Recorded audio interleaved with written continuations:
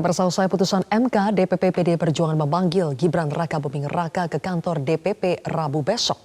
Apakah panggilan ini terkait dengan isu Gibran yang akan keluar dari PDI Perjuangan dan bergabung ke Golkar untuk selanjutnya menjadi cawapres Prabowo Subianto? Apakah Gibran akan berpindah ke koalisi besar atau tetap bersama partai besar PDIP? Saya akan membahasnya bersama dengan Ketua DPP PDI Perjuangan Jarod Saiful Hidayat dan Direktur Eksekutif Carta Politika Yunarto Wijaya. Selamat sore Mas Jarod, Mas Yunarto. Selamat sore, Sofia. Oke, baik. Saya akan ke Mas Jarod dulu. Mas Jarod, apa yang mau dibicarakan dengan Gibran besok? Biasa sebenarnya tidak dipanggil ya.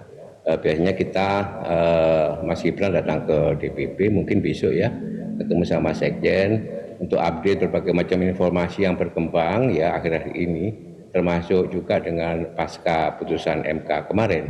Jadi sebenarnya nggak ada yang spesial, jadi biasa-biasa saja untuk komunikasi, koordinasi dengan para kader yang ini Mas Gibran ya, karena Mas Gibran sering disebut-sebut ya, sering digadang-gadang, disebut-sebut, dirayu-rayu kan gitu kan.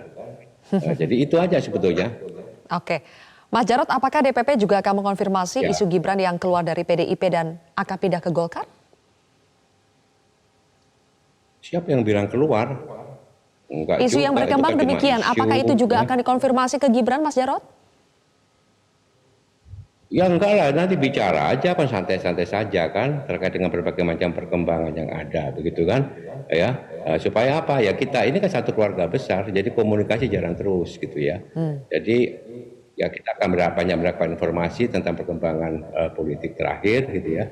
Meskipun PDI Perjuangan ini lagi fokus untuk membangun soliditas ya, pelembagaan nilai-nilai politik. Kemarin juga kita meresmikan kantor partai gitu ya, kita meresmikan rumah sakit, kita meresmikan patung Bung Karno ya, jadi biasa-biasa saja sebetulnya, nggak ada yang spesial sih ya. Oke, baik. Benarkah tidak ada yang spesial, Mas Toto, karena kita sudah mendengar ada pernyataan terbaru dari Ketua Dewan Pakar Partai Golkar Agung Laksono yang mengatakan ada sosok cawapres Prabowo yang akan digolkarkan. Apakah ini akan menjadi masalah kemudian hari? Boleh dijawab nanti Mas Toto dan juga Mas Jarod. Kita akan jeda terlebih dahulu pemirsa. Kami kembali lanjutkan perbincangan. Mas Toto, momen pemanggilan Gibran ke DPP PDIP besok ini apakah akan menjadi penentu eksistensi Gibran di PDIP? Iya, menurut saya penentu eksistensinya bukan pertemuan Mas Hasto besok dengan Mas Gibran ya, karena penentunya adalah apakah nanti pada saat Pak Prabowo mendaftarkan dirinya bersama pasangan cawapresnya, apakah betul itu Gibran, seperti spekulasi beberapa pihak. Kalau itu yang terjadi kan sebetulnya tanpa pertemuan lagi pun secara otomatis mohon dikoreksi Mas Jarod, Mas Gibran mungkin akan keluar dengan sendirinya dari PDI Perjuangan. Jadi penentunya menurut saya adalah itu. Tetapi apapun yang kemudian nanti akan jadi keputusan Mas Gibran atau katakanlah restu Pak Jokowi atau pilihan Pak Prabowo, menurut saya ini lebih besar dari sekedar kita berspekulasi Mas Gibran akan jadi cawapres Pak Prabowo atau tidak. Ada proses politik bersamaan dengan proses pengambilan keputusan di hukum melalui Mahkamah Konstitusi yang terasa janggal, yang membuat orang kemudian pertama bertanya-tanya mengenai apakah betul lembaga yudikatif bisa digunakan dalam konteks untuk perebutan kekuasaan untuk 2024. Ini efeknya bukan hanya kepada Mahkamah Konstitusi, tapi kepada lembaga penegak hukum lain. Yang kedua, apakah kemudian orang kemudian masih percaya bahwa pertarungan 2024 sepenuhnya menjadi pertarungan yang terkait dengan pertarungan ide di antara calon atau kemudian pertarungan kekuasaan melawan calon-calon yang lain. Dan dalam persepsi-persepsi seperti ini saya selalu menegaskan, yang namanya jelek itu bukan Pak Prabowo, yang namanya jelek itu bukan organ-organ atau sosok-sosok yang mendorong-dorong Mas Gibran untuk maju, tetapi nama Pak Jokowi, nama Mas Gibran, dan nama keluarga Pak Jokowi, karena yang dikaitkan dengan politik dinasti kan bukan partai-partai atau capres yang ingin menggait. Dalam konteks itu, menurut saya bagaimana kemudian saya berharap ya, semoga Pak Jokowi, Mas Gibran melihat kritik-kritik ini, dan kalau kita perhatikan aktor-aktor yang melakukan kritik paling keras bukan dari pendukungnya Pak Prabowo yang memang dulu mendukung tidak mendukung Pak Jokowi, tapi dari pendukungnya sendiri. Artinya kan ini sebuah kritik terkait dengan adanya perubahan besar yang selama ini dianggap menjadi aset dari Pak Jokowi. Dia bottom up, bukan bangsawan politik, fair dalam konteks kemudian maju sebagai sosok yang lahir dari alam reformasi, tapi kemudian dalam konteks menuju pemilu 2024 ditengarai, ya, saya tidak katakan sudah menjadi sebuah fakta, terlibat atau katakanlah minimal mendiamkan proses-proses yang akan membuat kemunduran demokrasi. Baik, oke. Nah, terkait dengan hal ini, Mas Jarod, dugaan manuver keluarga Jokowi semakin berhembus setelah putusan MK kemarin. PDIP sebagai partai asal keluarga Jokowi, apakah akan mengambil sikap tegas? Sylvia, saya ingin meluruskan sedikit. Tadi pertanyaan menarik. Itu siapa yang menentukan ini ke depannya ini? Kalau menurut saya sih penentunya yang pertama itu KPU. Karena pertanyaannya adalah apakah keputusan MK kemarin itu bisa langsung dieksekusi? Ya, karena menambah satu klausul baru. Artinya ada penambahan klausul baru ya di pasal 169 ya. Satu ya. Yang kedua, KPU itu harus merevisi peraturan KPU, PKPU-nya. Itu harus direvisi, disesuaikan. Apakah KPU berani ya memasukkan ya keputusan MK itu untuk merubah PKPU? Dan untuk merubah PKPU itu, KPU juga harus berkonsultasi dengan DPR, dalam hal ini Komisi 2. Kemudian, karena ini sifatnya final and binding, ya, apakah nanti ya penambahan klausul itu ya perlu ditambahkan wajib untuk dimasukkan ke dalam Undang-Undang ya, nomor 7 tahun 2017 tentang pemilu. Jadi itu yang pertama. Yang kedua, kalaupun itu dilakukan, diterabas misalnya begitu, yang menentukan adalah Mas Gibran sendiri. Apakah Mas Gibran itu bersedia gitu ya, atau mau dirayu dengan bujuk rayu itu menjadi cawapres? Jadi tergantung kepada Mas Gibran ya. Di samping tergantung kepada KPU lagi ya. Jadi ada dua itu. Yang ketiga gitu ya, apakah memungkinkan di dalam waktu yang relatif dekat ini, gitu ya, Pak Mas Gibran itu berani mengambil satu keputusan, terutama Pak Jokowi, ya, untuk misalnya bersedia sebagai cawapresnya Pak Prabowo. Kami meyakini, Sylvia, Mas Toto, Mas Gibran itu tetap sebagai kader PD Perjuangan, dan Mas Gibran tetap tegak lurus untuk memenangkan Pak Ganjar Pranowo. Gitu ya. Jadi jangan berandai dulu ya. Tetapi inilah yang situasi yang berkembang gitu ya, real ya, terkait dengan peraturan perundang-undangan. PD Perjuangan selalu setia dan taat pada konstitusi, taat pada aturan. Apapun aturan itu kita hormati, termasuk keputusan MK dengan berbagai macam kritik dari pakar hukum, dari masyarakat dan sebagainya. Kita lihat betul-betul satu sosok-sosok ya Hakim Mahkamah Konstitusi menunjukkan bagaimana kualitas kenegarawanannya di dalam merumuskan satu keputusan yang sangat penting, karena penjaga konstitusi, penjaga undang-undang dasar itu adalah Mahkamah Konstitusi. Baik, oke, Mas Jarod, berarti Anda ingin mengatakan bahwa putusan MK kemarin belum menjamin bahwa Gibran ini akan menjadi cawapres. Begitukah? Tergantung bolanya sekarang di KPU dan di Gibran. Begitu, Mas Jarod? Yes. Oke. Ya, betul. Kalau begitu, apakah sikap Gibran terhadap bujukan, rayuan untuk menjadi cawapres itu akan dikonfirmasi besok? Apakah PDI Perjuangan akan langsung menanyakan itu kepada Gibran?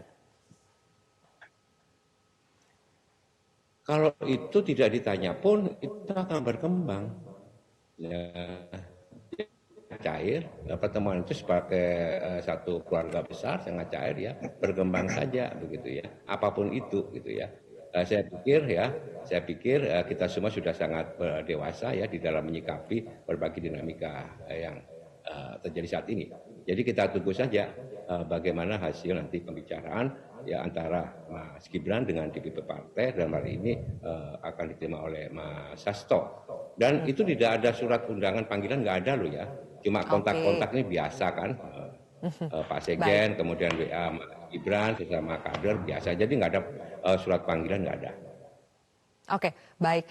Mas Toto, kalau Mas Jarod tadi mengatakan bolanya ada di KPU, KPU semalam sudah mengatakan bahwa kepala daerah yang mau mendaftarkan diri sebagai capres-cawapres itu harus minta izin ke presiden. Artinya kalau Gibran mau menjadi cawapres harus minta izin ke presiden. Dalam tanda lain ayahnya. Nah, apakah ini akan menjadi sebuah dilema lagi atau sebetulnya sudah bagian dari skenario?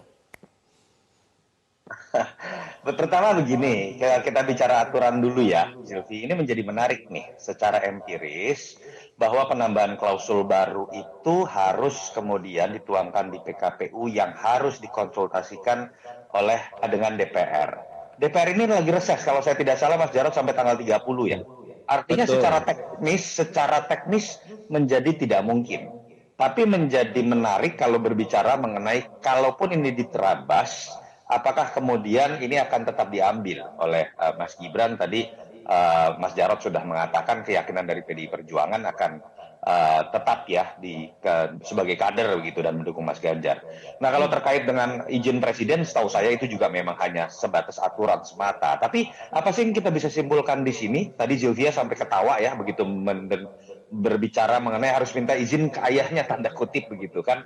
Artinya kan ada sebuah proses loh yang kemudian saya kasihan dengan Pak Jokowi. Ketika kemudian prosesnya ini kita bisa, publik netizen bisa menggunakan istilah apakah pamannya akan ikut menyetujui atau tidak. Apakah kemudian ayahnya dalam aturan ketika harus memberikan izin akan menyetujui atau tidak.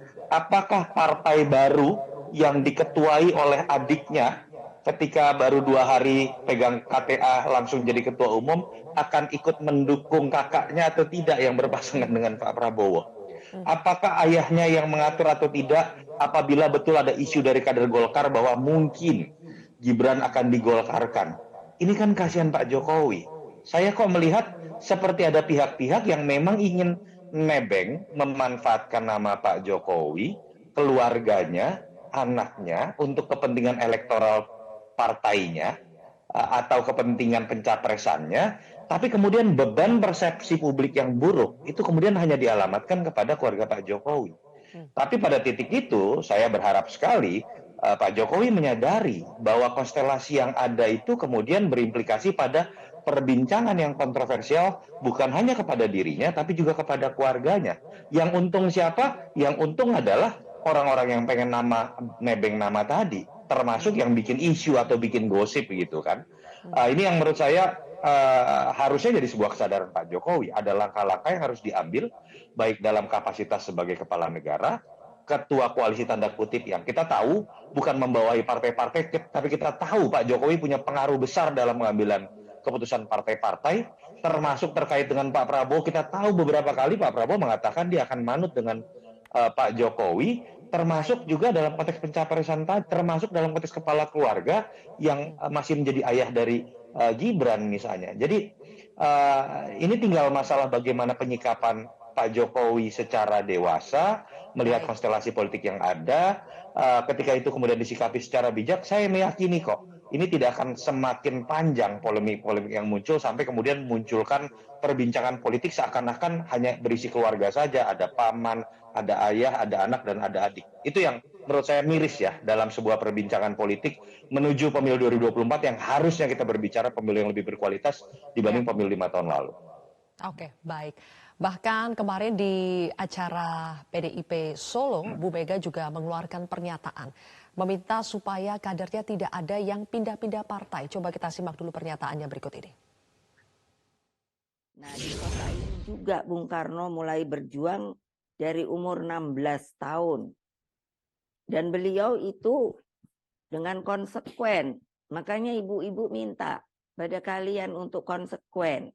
Kalau sudah menjadi anggota partai, jangan melirik-melirik lagi untuk pindah partai. Itu tidak ada dedikasi of life-nya. Nah, dengan demikian maka kita benar-benar menjadi pejuang partai. Mas Jarod, apakah permintaan ini juga berlaku buat Gibran? Itu berlaku untuk semua kader, ya. Jadi setiap acara partai itu ada tata acara, ya, acara kepartean. Salah satunya adalah pembacaan dedication of life, ya, dari semua simpatisan, anggota dan kader partai. Jadi itu berlaku untuk semuanya. Kita berharap bahwa semua kader PD Perjuangan itu menjadi kader-kader pelopor yang benar-benar dirinya didedikasikan untuk kepentingan bangsa dan negara, untuk kemajuan bangsa dan negara. Dan untuk masuk dalam satu partai politik itu adalah pilihan. Kita sudah masuk dalam satu partai politik yang namanya PDI Perjuangan. Makanya di dalam internal partai kita itu setiap kader selalu digembleng tentang dedikasi, tentang loyalitas, tentang disiplin, ya. Jadi kita punya disiplin, loyalitas dan ikhlas di dalam berjuang. Ini masukan untuk kita semua. Kemudian ketika kita, ya, memilih atau menentukan calon pemimpin ke depan, yang diutamakan adalah pemimpin-pemimpin yang baik, pemimpin-pemimpin yang mampu bisa, ya, memastikan untuk membawa Indonesia itu mewujudkan cita-cita seperti yang diinginkan oleh Bung Karno. Bagaimana kita bisa mewujudkan kedaulatan kita? Bagaimana kita bisa mewujudkan kemandirian dan kepribadian kita di dalam kebudayaan? Jadi itu selalu digembleng, ya, dan diingatkan oleh Ibu Mega. Oleh sebab itu, di dalam menentukan pemimpin di PD Perjuangan itu benar-benar didasarkan kepada track record, rekam jejak seseorang. Di PD Perjuangan itu, Sylvia, itu tidak ada pemimpin yang karbitan, nggak bisa. Semuanya harus melalui satu proses yang panjang. Ya, saya misalkan, ya, ditugaskan sebagai wakil gubernur karena saya pernah menjadi anggota DPD provinsi, pernah menjadi wali kota Blitar, digembleng lagi, akhirnya ditugaskan sebagai wakil gubernur dan gubernur Jakarta, ditugaskan lagi untuk bertanding pilihan gubernur di Sumatera Utara. Jadi semuanya satu proses yang panjang, tidak ada yang instan. Oleh sebab itu, ya, digemblenglah semangatnya. Karena Ibu Mega menginginkan bahwa PD Perjuangan itu menjadi satu partai yang kokoh, yang kuat, satu partai pelopor. Satu partai pelopor adalah partai ideologis yang dikelola secara modern, ya. Jadi ingat sekali lagi pesan Ibu Mega ketika menentukan pilihan itu bukan hanya untuk PDI Perjuangan saja, bukan untuk golongan, bukan untuk pribadi atau keluarga, bukan, tapi untuk bangsa dan negara. Ini pesan-pesan yang selalu disampaikan. Dan itu berlaku pada semua simpatisan, anggota, dan kader partai. Baik, mumpung Mas Jarod tadi menyinggung, ya, Bu Mega kemarin memang bilang juga bahwa mencari pemimpin bukan demi kepentingan keluarga. Coba kita simak dulu pernyataan selengkapnya. Itu bukan demi PDI Perjuangan semata loh, bukan hanya berkeinginan yang namanya hitungan elektoral saja loh. Tapi itu juga bukan kepentingan saya pribadi atau keluarga loh. Jadi saya memang mencari seseorang pemimpin itu untuk bisa memimpin Republik Indonesia ini dengan baik. Oke. Mas Toto, yang Anda analisa ketika mendengar pernyataan ini, apakah ini juga berlaku pada keluarga Jokowi yang belakangan diduga melakukan berbagai manuver politik di luar kepentingan PDI Perjuangan? Ya, saya pikir ini berlaku buat semua, tetapi memang bisa dikaitkan dengan kondisi aktual, ya, termasuk diantaranya kepada Pak Jokowi dan Mas Gibran yang adalah kader partai, ya, termasuk Mas Bobi. Kalau kita bicara misalnya istilah petugas partai, Ibu Mega mengatakan, sering diledek bahwa kok mengatakan Pak Jokowi petugas partai, tapi Bu Mega menjawab, saya juga petugas partai. Artinya kalau mau dikatakan saya ini dalam terminologi negatif, ya saya dan Pak Jokowi sama, bukan dalam konteks merendahkan. Tapi dalam konteks ini menarik begini, Sylvia. Kritik itu sering dialamatkan dalam konteks politik dinasti itu kepada Ibu Mega, kalau kita melihat sejarah. Orang mengkaitkan seakan-akan pasti dirinya saja yang bisa menjadi capres. 2014 terbantahkan. 2024 orang menduga pasti Ibu Mega mengutamakan Mbak Puan dalam persaingan dengan Mas Ganjar, lagi-lagi terbantahkan. Kan menjadi menarik ketika banyak sebagian orang yang mempertentangkan Ibu Mega dengan Pak Jokowi seakan-akan dua sosok yang berbeda dan ada beban-beban negatif, persepsi negatif itu lebih banyak dialamatkan kepada Bu Mega, termasuk diantaranya adalah tentang politik dinasti. Tapi kemudian yang terjadi belakangan itu malah fakta-fakta yang sudah terjadi atau yang masih diperkirakan terjadi, yang ternyata membuktikan fakta sebaliknya. Saya berharap ini tidak betul tentu saja. Contoh ketika berbicara mengenai kaderisasi yang bisa terpotong oleh kekuatan figur karena dia adalah darah biru. Mbak Puan setahu saya dengan semua kritik dan kelemahannya itu melalui menjadi anggota DPR biasa, ketua fraksi, lalu kemudian menjadi menteri, ketua DPR, ketika bersaing dengan Mas Ganjar dalam tanda kutip menjadi capres, dia dikalahkan oleh ibunya sendiri, tidak menjadi capres. Lalu berbeda dengan kisah dari Kaesang, 2 hari kemudian punya KTA, tiba-tiba menjadi ketua umum. Ada fakta yang menarik di situ. Apalagi kalau kemudian betul ujungnya tiba-tiba ada anaknya yang lain kemudian langsung menjadi cawapres yang berbeda partai pula kemudian pilihannya. Ini kan jadi sebuah ironi kalau betul terjadi, dan saya harapkan tidak terjadi, apa yang dialamatkan dulu kepada Ibu Mega ternyata dan dibentrokan, dikontrastingkan dengan Pak Jokowi, malah kemudian sekarang potensial terjadi pada Pak Jokowi, yang saya berharap itu tidak terjadi. Baik, berharap itu tidak terjadi, tapi sebetulnya seberapa besar kemungkinan itu terjadi melihat kondisi politik yang berkembang saat ini di tengah isu Gibran akan berganti baju dari merah ke kuning. Apakah betul-betul dari Presiden Jokowi, keluarga Jokowi ini memang sudah bersiap menyiapkan exit plan untuk keluar dari PD Perjuangan? Kami akan menghadirkan ulasannya pemirsa usai jeda. Jelajahi cara baru mendapatkan informasi. Download Metro TV Extend sekarang.